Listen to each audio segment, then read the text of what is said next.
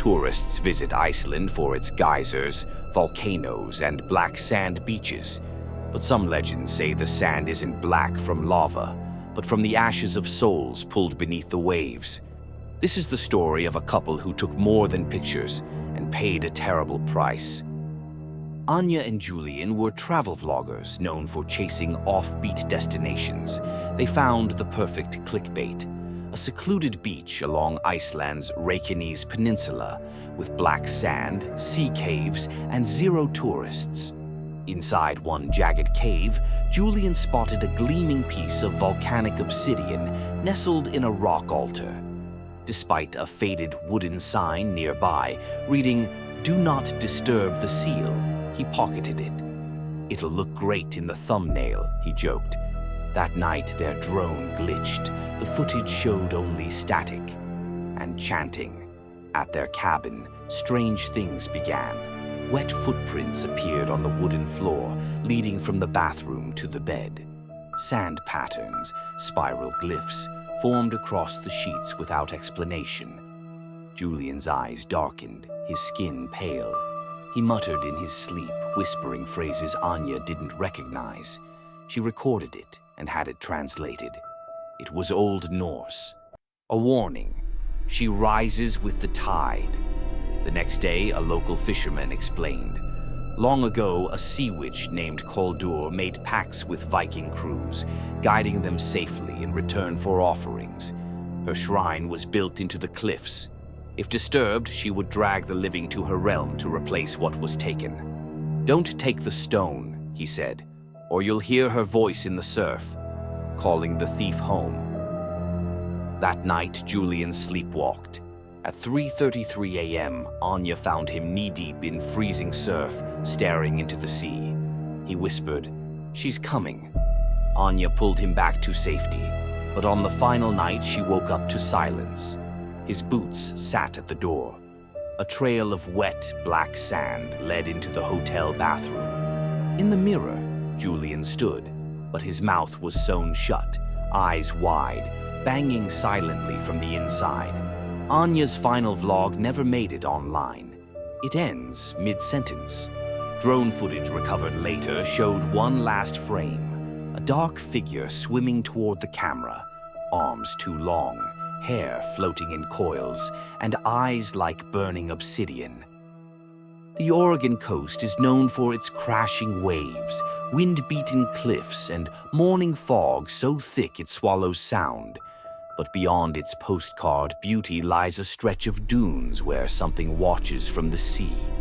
This is the story of a traveler, a lighthouse, and a truth lost to the tide.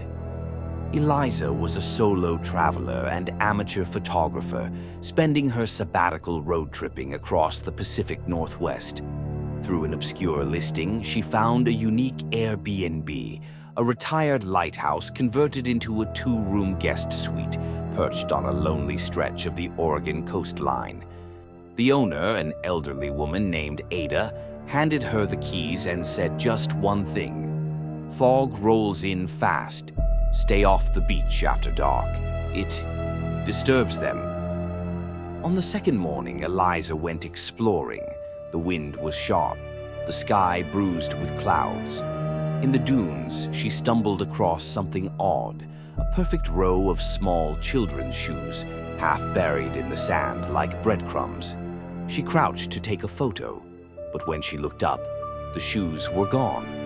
That night, the wind howled harder. From her bed, Eliza heard laughter.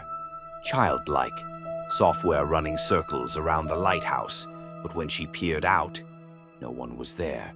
Though no longer operational, the lighthouse had a lantern tower with dusty glass and a rusted bulb. At 3 a.m., Eliza woke to blinking light. Once, twice, then again. The beam cut through the fog, and each time it flashed, the laughter grew louder. On the fourth night, the light didn't blink. It stayed on, illuminating dozens of small, wet footprints on the balcony outside her window. And at the door, a soft knock, then another. She didn't answer. In the morning, Eliza climbed to the top of the tower. The signal room hadn't been touched in years. But inside she found a logbook, water-damaged but readable. The last entry was dated March 9th, 1967. It detailed a night when a boat carrying 23 orphaned children capsized during a storm. The lighthouse keeper had failed to activate the warning signal in time. The bodies were never found. The final note read, "They keep coming back, every foggy night looking for the light." Eliza fled that evening, driving into the night. But something had followed her. In every photograph she'd taken, of the beach, of the dunes, of the shoes, there was a small figure, just barely visible. A child, standing in the mist, watching her. Her last shot, a selfie, showed a reflection in her sunglasses. A girl, face pale and mouth wide open, screaming silently. Sound of waves crashing, distant seagulls, and then silence. Some beaches bring peace, but Siren's Bay offers only silence, and if you listen closely, you'll hear the sea whisper her name. It was supposed to be a peaceful escape. Ravi, a travel vlogger from the UK, decided to go off-grid for a week. No network, no city noise, just nature. Through a friend's recommendation, he rented an old fisherman's cottage near an isolated stretch of coast called Siren's Bay on the southern coast of Sri Lanka. Locals never came here after dusk. They said the sea remembers what it takes. But Ravi wasn't the type to believe in ghost stories. He set up camp, flew his drone, and began documenting the beauty of the untouched shoreline. That was his first mistake. The first night was uneventful until just past midnight. Ravi was editing footage inside the cottage when he noticed his drone camera, which he'd left recording on the shore, caught something strange. A woman standing ankle-deep in the water, staring straight into the lens. He was startled. There were no footsteps outside and no sign of her now. He rewound the footage, but on playback there was nothing, just the beach, empty. Thinking it was a glitch, he let it go. That was his second mistake. The following evening, while filming the tide at sunset, Ravi noticed something chilling. The microphone picked up whispers, multiple voices murmuring beneath the sound of waves. Slowing, the audio revealed a phrase repeating, "Bring her back. She's not yours. Bring her back." He asked the cottage owner about it. The old man just shook his head and muttered, "They think you stole her because you watch from above. They think you took their bride." Ravi laughed nervously, but inside, his stomach turned cold. He did some digging. Years ago, a bride named Ishara was swept away during her wedding on this very beach. Locals claim she was cursed. Her fiancé was a rich foreigner who left her at the altar.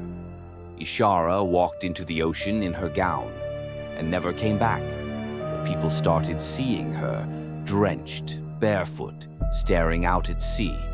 Tourists who visited Siren's Bay alone often heard knocks on their doors at night. Some vanished, their belongings found buried in the sand like offerings. Ravi thought he was safe. That was his third mistake. The final night.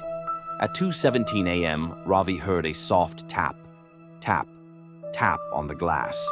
He froze.